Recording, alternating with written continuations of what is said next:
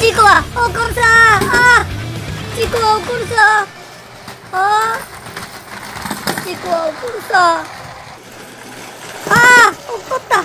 これ初めてのプラレールじゃない？お、踏切渡った。こういう遊び方するのこれ。あ、事故は起こるさ。踏切で事故は起こるさ。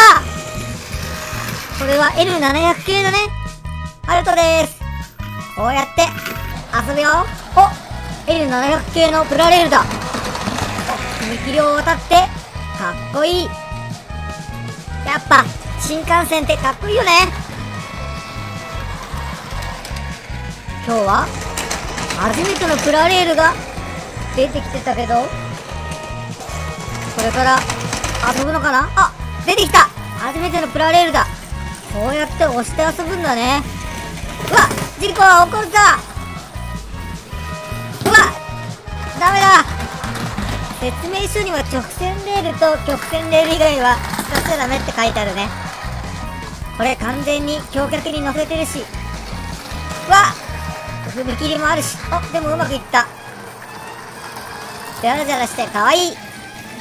こういう遊び方もありだね。おー、事故は起こるさ。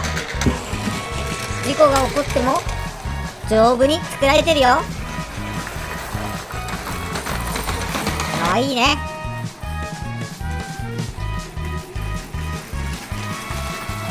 ほら、こうやって、事故は起こっちゃった。今度は後尾車両にしてみたよ。うまくいくかな。いけ、ゴー。うまくいった。後尾車両のが安定するね。って事故は起こるさ。今度こそいけ。あれ、置いてきぼりだ。あ、後ろから来た。今度は押してくれるのかい。お、うまくいった。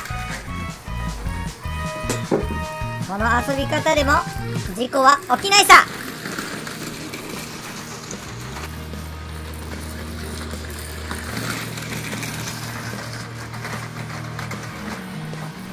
みんなもいろんなコースで試してみてね。意外といけるよ。や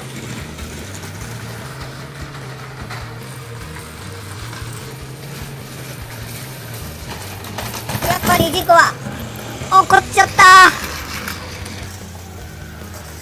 事故は起こるさ。ハルトです。3歳になるまではこうやって手転がしで遊んでね。ここに腕を通して遊べるよ。ちょっと乱暴に扱っても壊れないよ。